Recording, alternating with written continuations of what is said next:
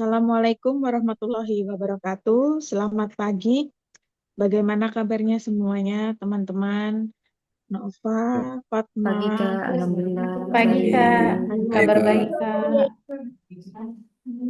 Ya, hari ini kita ketemu lagi ya.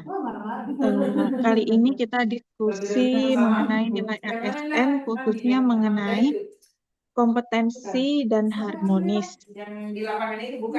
Namun pada hari ini kita membahas topik yang sama mengenai digitalisasi layanan publik. Kita akan berdiskusi untuk kendala yang dihadapi oleh masyarakat serta peran ASN dalam membangun komunikasi dan sosialisasi agar pelayanan tetap berjalan optimal. Selanjutnya, kita langsung saja mulai diskusinya. Bagaimana pendapat Mbak Ayu mengenai hal ini, Mbak? Oh iya, terima kasih sebelumnya Kak Wike terkait dengan tanggapan saya mengenai layanan digital yang ada di Kementerian ATR BPN. Tentu saya sangat antusias sekali dengan adanya ini karena dengan adanya layanan digital ini tentu juga dapat memangkas waktu dalam memberikan pelayanan kepada masyarakat. Namun dalam realitanya dalam pelayanan digital ini masih terdapat tantangan, yaitu di antaranya seperti masih adanya gap antara pemahaman teknologi antara masyarakat. Selain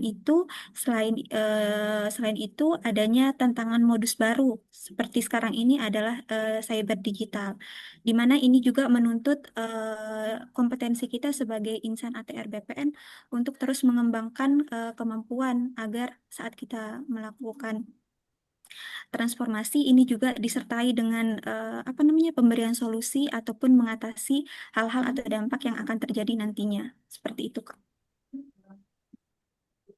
Terima kasih, Kak Ayu, atas pendapatnya terkait dengan digitalisasi layanan publik. Jadi menurut Kak Ayu, ini digitalisasi layanan publik ini sudah cukup mempermudah, namun masih ada gap pemahaman dan modus cyber digital. Bagaimana Kak Fatmawati dalam menanggapi hal ini? Kan? Ya, terima kasih banyak Kak Wiki atas kesempatannya. Saya setuju dengan apa yang disampaikan Kak Mulia tadi ya, bahwa digitalisasi layanan pertanahan ini sangat memudahkan kita gitu.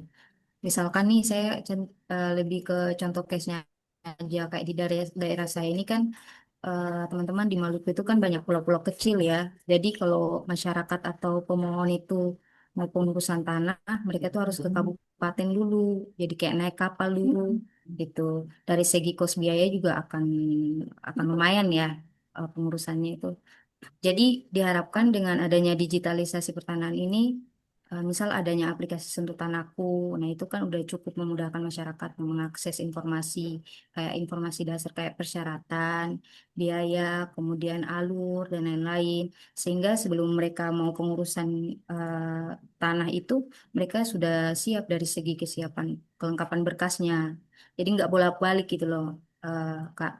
Tapi perlu diingat juga bahwa kita juga harus mensosialisasikan apa yang udah kita terapkan itu ke masyarakat biar mereka juga mengerti gitu bagaimana cara mengaksesnya. Itu aja Kak Wika kalau menurut saya. Terima kasih. Berarti di sini Mbak Fatma menyoroti bagaimana sebenarnya digitalisasi layanan ini sudah cukup membantu masyarakat, tapi masih perlu disosialisasikan.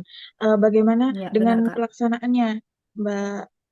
Mungkin di tempat Mbak Dwi Nova kali ya. Kita coba tanyakan ke Mbak Nova bagaimana pengaplikasian terkait dengan digitalisasi layanan publik di sana, Mbak.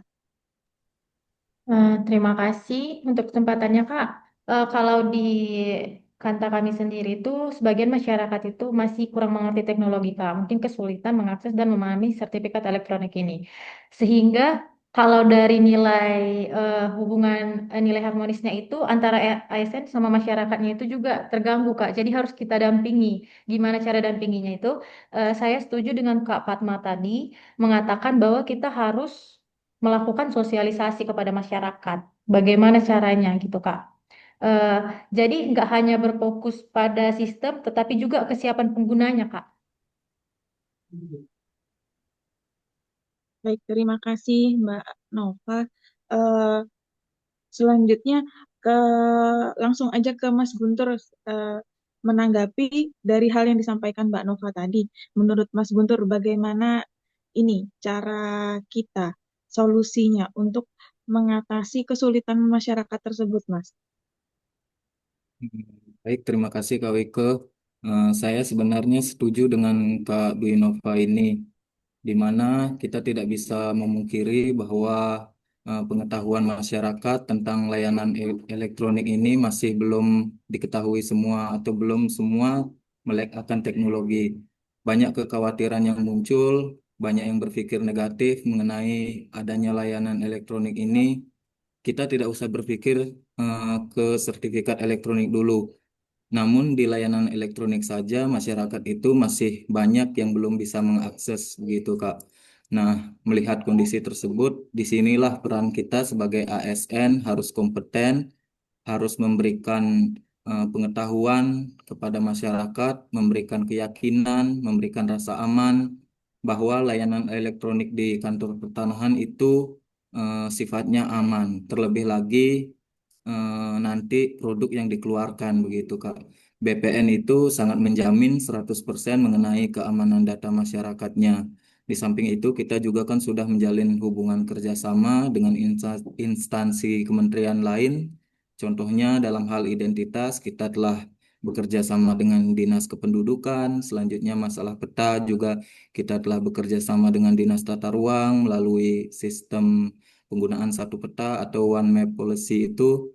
Ini artinya kementerian kita sudah sangat prepare dan siap akan layanan elektronik itu, Kak. Begitu.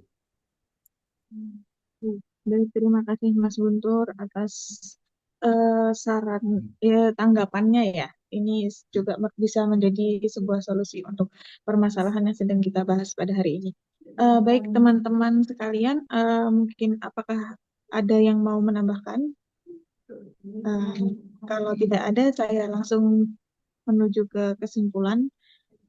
Dari hasil diskusi kita pada hari ini dapat disimpulkan bahwa digitalisasi layanan publik memerlukan ASN yang kompeten secara teknis dan harmonis dalam berkomunikasi, dapat memberikan informasi dan pengetahuan ke masyarakat, memberikan layanan yang terpercaya, memberikan pengetahuan kepada masyarakat bahwa pelayanan kita aman, dan bahwa digitalisasi layanan publik ini tidak perlu ditakutkan begitu ya. Sekian kiranya diskusi kita pada hari ini. Saya sampaikan terima kasih kepada teman-teman semua atas kehadirannya. Wassalamualaikum warahmatullahi wabarakatuh. Waalaikumsalam Waalaikumsalam warahmatullahi wabarakatuh. Terima warahmatullahi kasih Kak Wike. wabarakatuh. Ya. Terima kasih, Kak.